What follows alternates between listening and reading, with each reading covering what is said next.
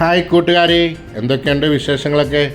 അവർ Kottayam YouTube ചാനലിലേക്ക് എൻ്റെ എല്ലാ കൂട്ടുകാർക്കും സ്വാഗതം. 453 വീഡിയോയിലേക്ക് ഒരിക്കൽ കൂടി നിങ്ങളെ സ്വാഗതം ചെയ്യുന്നു.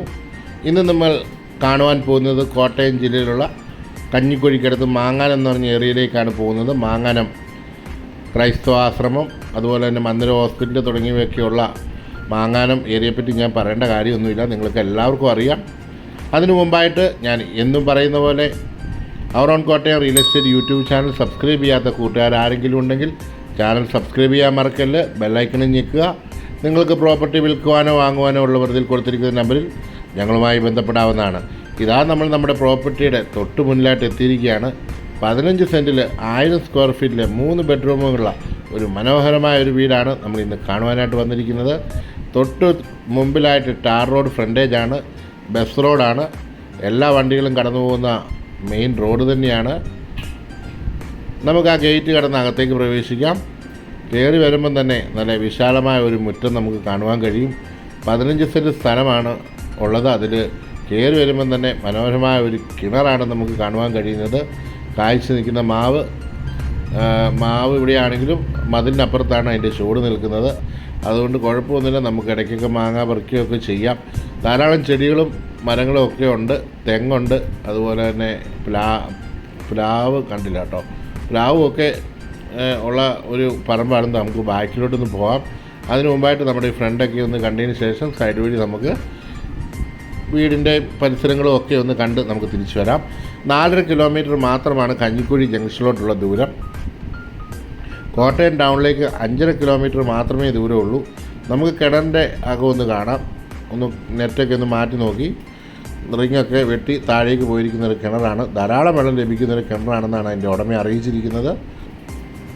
തൊട്ട് വാതിക്കൽ കൂടെ പൈപ്പ് ലൈനൊക്കെ പോയിട്ടുണ്ടെങ്കിലും നമുക്കിവിടെ വെള്ളത്തിൻ്റെ ബുദ്ധിമുട്ടില്ലാത്തതുകൊണ്ട് പൈപ്പ് ലൈൻ കണക്ഷനൊന്നും എടുത്തിട്ടില്ല. വീടിൻ്റെ സൈഡിൽ കൂടെ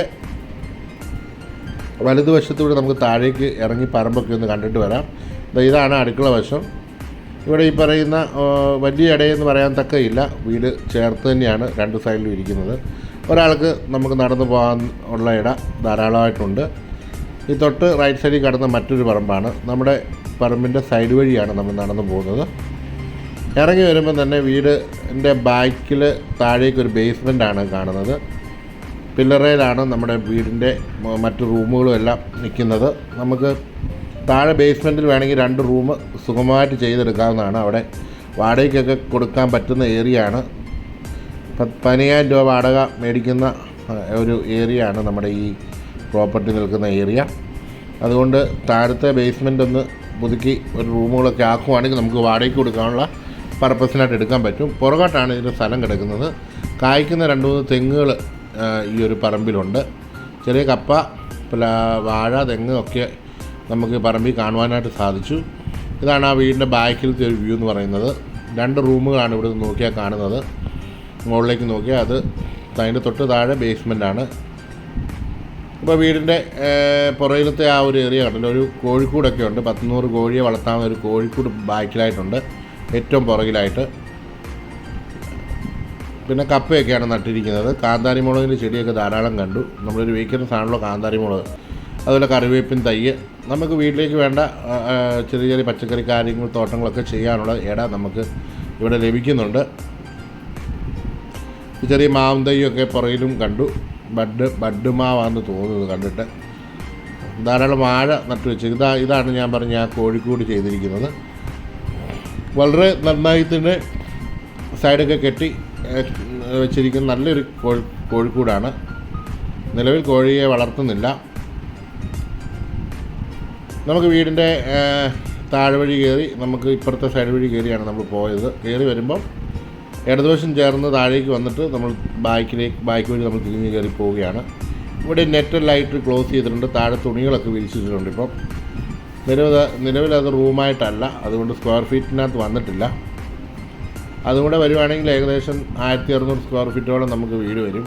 പക്ഷെ അത് ക്ലോസ് ചെയ്യാത്തതുകൊണ്ട് സ്ക്വയർ ഫീറ്റിന് വന്നിട്ടില്ല. അതുകൊണ്ടാണ് 1000 സ്ക്വയർ ഫീറ്റ് നമ്മൾ 1000 സ്ക്വയർ ഫീറ്റ് നമുക്ക് ഗ്രൗണ്ട് ഫ്ലോറ് നമുക്ക് കാണുവാൻ സാധിച്ചു. നിങ്ങൾ കണ്ടു കാണും. നമുക്ക് ഞാൻ പറഞ്ഞ ധാരാളം ചെടികളൊക്കെ ഉണ്ട്. നമ്മുടെ വീടിൻ്റെ ഗ്രൗണ്ട് ഫ്ലോറിൽ നിന്ന് മുകളിലേക്ക് കയറുവാനുള്ള സ്റ്റെയർ നിലവിൽ വെളിയിലാണ് കൊടുത്തിരിക്കുന്നത്. മുകളിലേക്ക് നിലകൾ പണിയാനുള്ള ആ ഒരു ഇതിലാണ് പില്ലറും ഒക്കെ ചെയ്തിരിക്കുന്നത്. നമ്മൾ വീടിൻ്റെ സിറ്റ് ഔട്ടിൽ നിന്ന് നമ്മൾ അകത്തേക്ക് പ്രവേശിക്കുകയാണ്. നല്ല മനോഹരമായ തേക്കിൻതടി തീർത്ത കതകുകളും ജനലുകളുമാണ് വീടിന് നിലവിലുള്ളത്. ടൈലുകളൊക്കെ വിരിച്ച് നല്ല മനോഹരമാക്കിയ റൂമുകളും കിച്ചണുകളും എല്ലാം തന്നെ ടൈലുകളാണ്. ഡോറ് തുറന്ന് അകത്തേക്ക് പ്രവേശിക്കുമ്പം നല്ല വിശാലമായ ലിവിങ് കം ഡൈനിങ് ഏരിയയാണ് നമുക്ക് കാണുവാൻ കഴിയുന്നത്. ഷോക്കേസും അതുപോലെ തന്നെ TV യൂണിറ്റ് വെക്കാനുള്ള സ്റ്റാൻഡുകളും എല്ലാം തന്നെ നമ്മുടെ ആ റൂമിനെ മനോഹരമാക്കിയിട്ടുണ്ട്. നമ്മുടെ വീടിൻ്റെ ടോപ്പ് ഒക്കെ നല്ല അന്നത്തെ കാലത്തുള്ള ഒരു ഭംഗിയുള്ള നല്ല ഡിസൈനൊക്കെ കൊടുത്താണ് ടോപ്പ് ചെയ്തിരിക്കുന്നത്.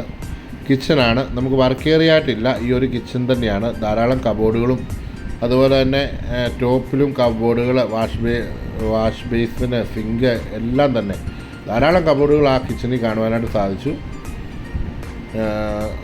നല്ല രീതിയിൽ തന്നെ ആ കിച്ചൺ മെയിൻറ്റെയിൻ ചെയ്തിട്ടുണ്ട്.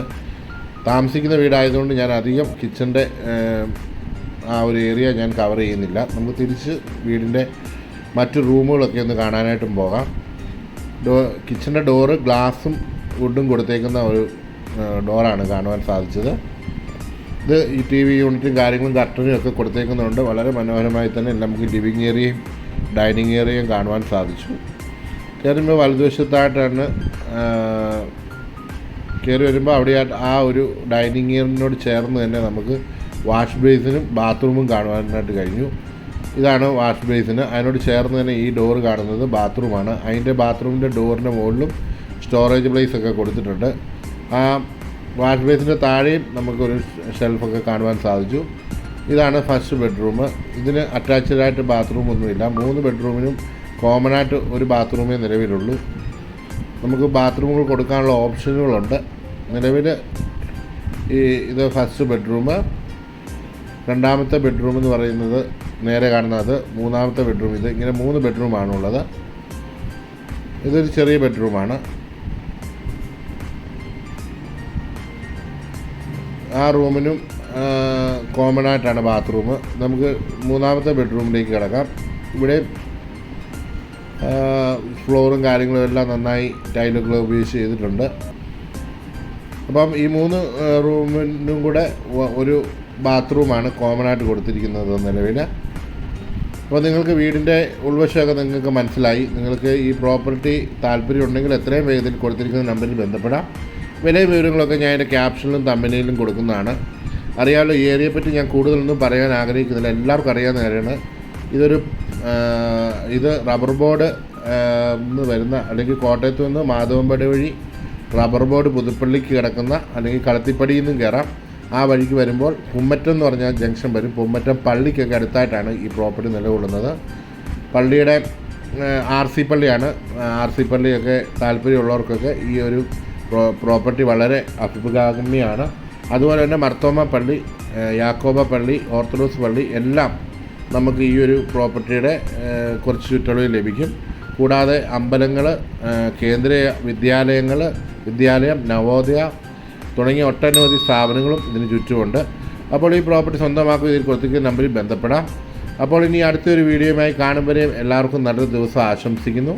Thank you for watching.